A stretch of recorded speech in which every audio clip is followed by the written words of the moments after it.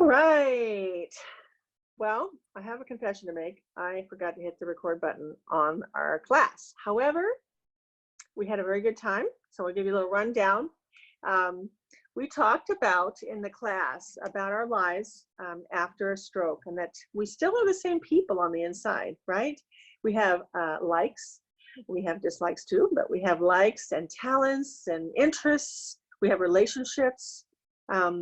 And it's like if we look at those different parts of our lives, the relationships, the things we like to do, maybe like planting flowers or cooking or whatever that might be, reading books, they overlap. A lot of the circles in our lives overlap, you know, and because we're a whole person.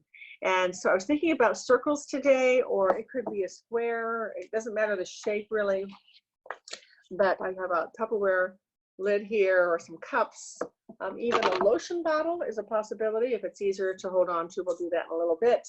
But the idea is that the circles of our lives overlap. And I was doing this with my son this week as far as colors and how, you know, when you add different colors together, you don't keep the same color, right? And after a stroke, when our lives kind of, the parts of our lives interact and overlap, like maybe we can't, or you won't feel like we can plant flowers like we did before. We can't just go out to the garden and do what we want, or we can't just get into the kitchen and pull everything out and have our special recipe done in a short time. But it doesn't mean that what you're doing is not beautiful, and it might be a different color, you know, as these things kind of mix together, and we have yellow is a nice color, blue is a nice color. When it comes together, it's changed, you know, and we can't necessarily go back to yellow or just green the way it was, not now anyway. But we have a new color, yellow and blue. We've got green, we've got red and blue, we've got purple, different things. So we want to appreciate who we are today. We want to use what we have inside in our lives to create what the person we are today. And we also want to see more clearly the person we are today and appreciate ourselves, all right? So we're going to work on different things. We're going to start with stretching, and if you can get your hands together and you can stretch your arms out on the table in front of you, and you can weight bear through those arms. You can stretch down by pushing arms out further and weight bear through the whole arm. You would do these things slowly. I won't take all the time for that, and then you just get yourself nice and stretched out. You're going to sit an inch taller. Make sure your pelvis is rolled forward, and then you might work on stretching overhead. This is going to be really good for your shoulder blade, which we're going to need in this activity to be moving so that our whole body moves well. You could also reach down towards the floor if you feel safe doing that, and just pause and come up a few times and just really let the shoulder blades start stretching out, all right? So what we're going to do is we're going to try to get a cup into the involved hand. So we've got a cup here, and your hand may not open so well, or you might need a different size cup. But the idea is that you get your hand around a cup, something like this. So this would be my involved side. I've got a little wristband here. And just work that a little bit, okay? Try to get some contact with the cup. And then you want to get it flat on your piece of paper. I've got a piece of paper, just your plain, I've got a printing paper sheet here. And what I'm going to do is I'm going to just make circles. I want to make circles, so I'm going to grab a color. Just going to grab a color, and I might need help getting this off. I might have to have done this beforehand to get the cap off. The idea is that we're going to work on tracing that cup. And it does not have to be perfect at all. You are just doing what you can to make a circle. Then what I'd like you to do, whether you can do it with one hand or two, is just slide it off that circle, but so that the next circle you make will be overlapping the first circle that you made, all right? And then you will go around that. You just spend some time going around and down. If you can't move it on its own, that's fine. Move it with two hands to a new place where it overlaps the other circles. Not necessarily really small overlaps, but, and then we're going to move it over to another place. And we're going to trace around it too. And again, it does not have to be perfect. Mine is not perfect. I'm just practicing because this is a two-handed activity. It's giving the brain a chance to really connect both sides of the brain together. And it's giving the brain a chance to really bring in some automatic movements with that hand in an activity that is very common and easy to understand. So the idea is that I would fill this page with circles. All right. And then I would work on getting my hand off that cup. And then I might pick a color. All right, and it doesn't matter. Our colors don't have to necessarily go together. If you're very artistic, you might be more inclined for that. You can try to use your involved hand to hold that while you take the cap off. But we're going to use the involved hand to color with, all right? And what I'm going to do is I'm going to color in maybe the smaller sections or the larger sections. And I can use my hand, if I can just use my hand, is fine, or I can use my whole arm. I can use my whole arm to do this. Or I can use two hands together and I can use my whole body to just try to color in that section more. Does not have to be perfect, but it is nice. I'm getting a lot of repetition in this activity. I try to stay in the lines, but it doesn't really matter. I'm just working it around in that circle. Okay, so I'm just going to show you what I have so far. Again, just making some color in certain areas. All right, I might do another one of these in green. And again, I'm using my whole body, or if I can use my whole arm and my body, that's fine too. If I can just use my arm, all the better, right? So whatever you can do, whether it has to be whole body or whole arm, or the arm itself, okay? Then I might get a different color. I've got a darker green here. And I'm just gonna keep doing this, all right? I'm gonna keep making more color.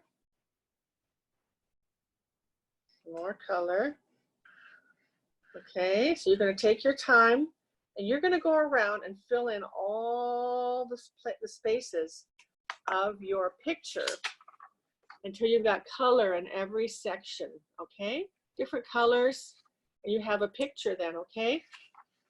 And the idea is that I'm also going to, if I can, use a piece of construction paper or another colored piece of paper, and I'm going to fold it. And I want to try to use this hand as much as possible. So I'm going to try to use it in every way I can. I'm going to take a marker and I'm going to make a border, okay? So I'm going to do a line. This is the fold. I'm going to do a line from the fold down about an inch here and then over about an inch and then up. So an inch away from the edge. So here we go. And we're going to cut this up.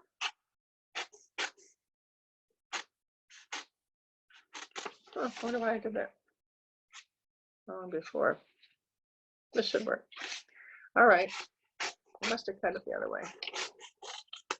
All right. So when we go to open it up, we've got this. All right. So now what I want to do is I want to get my glue stick. I've got to get it into my hand and get this off. Okay. And I want to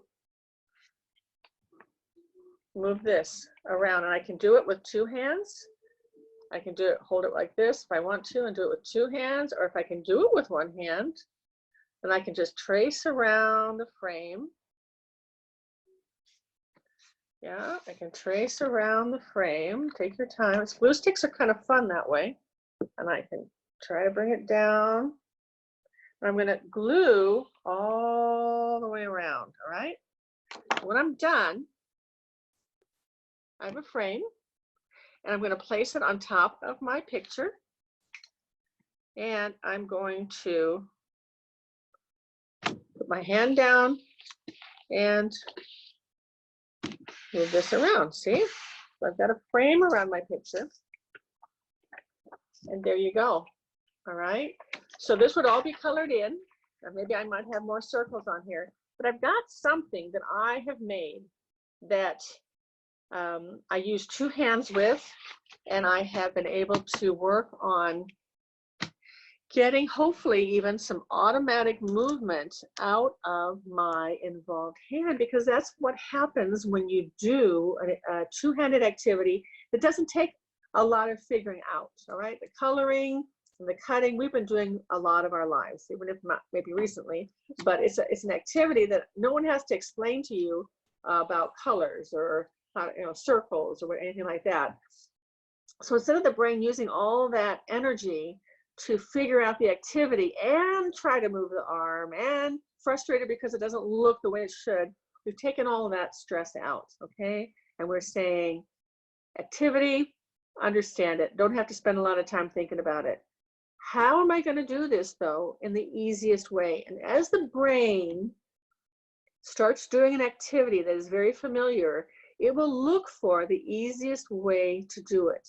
And if we're giving this hand every opportunity to hold on to something, to move that whole with the body or with just the arm, we can be very surprised, because automatic motion can happen when the opportunity is there. It may not happen in the first 3 minutes or the first 5 minutes, but maybe 6, 7, 8 minutes into the activity, all of a sudden, maybe you're even doing the cup on the paper and you're going to get a different color, and you know that you want this on a different place on the paper. And as you do this, your hand just moves over to where you would have put it. All right. And it's like the brain is saying, you just deal with the colors. I got this now. I understand. I'm working on it. And I just found out how I can get that hand to move the way I want it to. And they'll say, wow, I did that. And you might even just practice. Once you see something like an automatic movement happening, you might say, hey, can I move it over here? Oh, can I move it down here? Oh, this is getting easier. Oh, I can move it over here. You'll be surprised at how amazing our human brain is when it's given an opportunity to actually function the way it wants to. Even when it's been damaged, brain damage, it's also kind of a new activity. The brain likes newness. It's a challenging activity. So the brain likes to be challenged, not frustrated, but challenged. And if we're not worried about how the picture looks in the end, then we're not going to be so frustrated, right? We're just going to say, I'm making this. And when it's done, I'd love for you to put it up somewhere. You may not want to put it on your refrigerator, you might, but it's a place that you can walk by and say, I did that. And the circles of my lives maybe look a little different as they overlap.